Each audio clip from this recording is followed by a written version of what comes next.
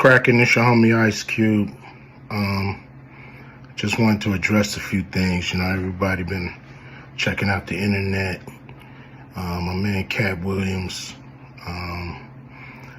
First of all, I just want to say, we shot that movie over 20 years ago. So, people have different perspectives, and it's been a long time. I also want to say, every comedian that I've worked with, every comedian that I've put in a movie, I only put them in the movie because I thought they was funny. I thought they was perfect for the part. I tried to put them in a position to win.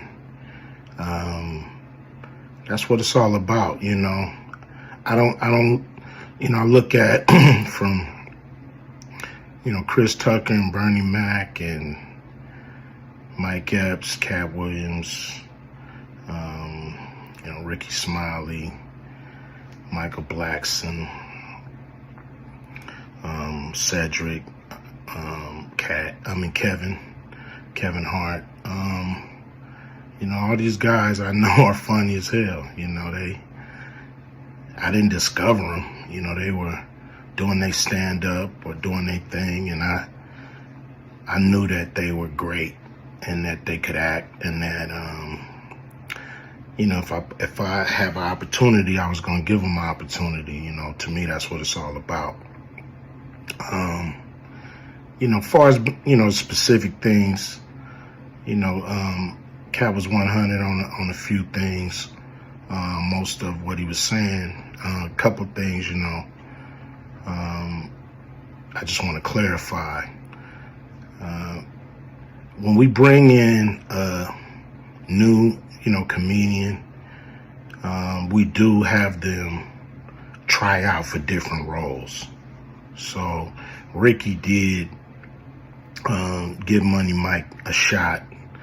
But when we saw him and, we kind of saw how he moved and how he was,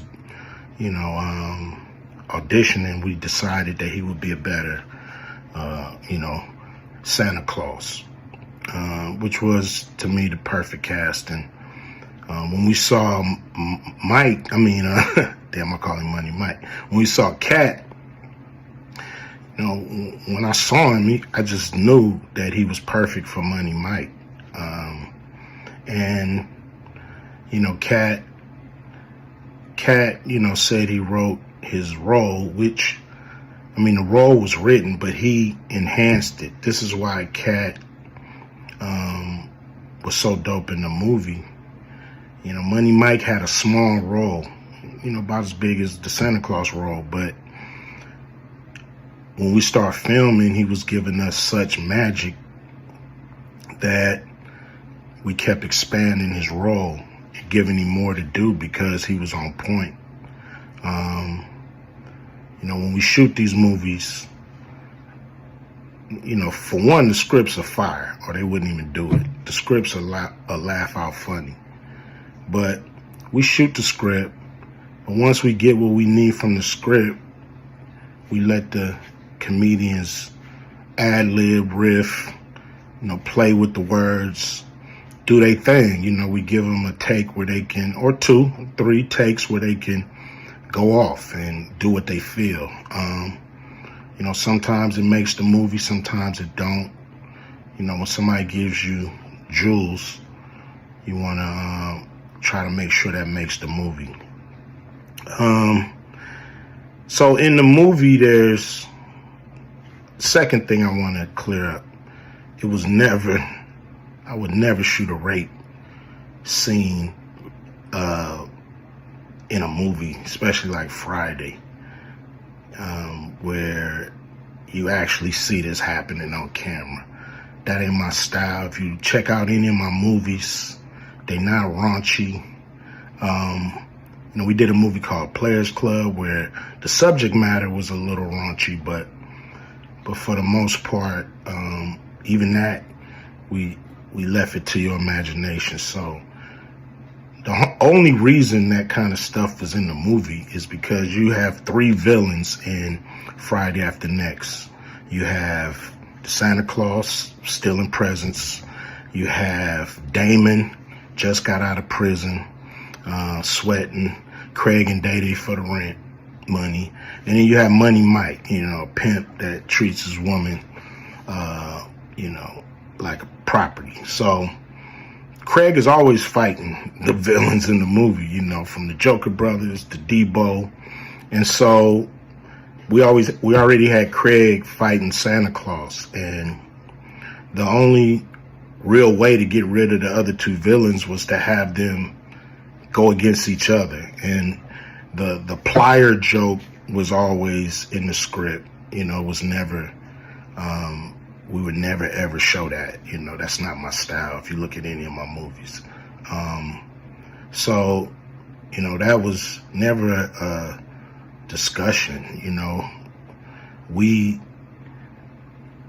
at that point in everybody's career, we would listen to a certain extent, but we wasn't gonna change the movie for any actor. We do what we feel, and if it was a rape scene, it would have been in the movie. There was no reason not to shoot it. But that's not my style. I don't even like that kind of shit in movies, on camera. And so, that was, to me, a little discrepancy there. Katt, he wrote a lot of his part because, like I said, he was giving us jewels, so we were keeping the camera rolling. He was coming off the dome. He was coming prepared every day to steal the show. That was his mission. And, that's what he did, with the movie. And it launched his career, And I'm proud of the movie. I'm proud of all the guys who've, come through, a Q Vision production and went on to do bigger and better things. And look, a lot of people are talking about pay and how much they was paid on these movies that were extremely low budget. Most of these guys work a couple of days, and when you're doing a movie, there's over 100 people working on the movie that need to get paid. Most of them got to get paid every day. And there's pre-production and post-production. Even after you finish with the actors, you got to pay editors and sound people. And my movies are all about quality. So most of the money go up on the screen. I'm not giving you no bullshit. I'm not giving you no low budget, shit you can laugh at because it's so cheap. So, we try to put all the money on the screen. And so any actor that's mad at what they got paid, just look at what you was doing. Look at where your career was at the time. Take a look at where it is now. And Friday has something to do with that, I believe. And I put a lot of people in movies, but they ain't never put me in a movie. So you could take that for what it's worth. You know what I'm saying? I've given a lot of these guys opportunities. And I still act, so I'm waiting for a call. I ain't got to produce everything or write everything. I got love for all the comedians that I've worked with.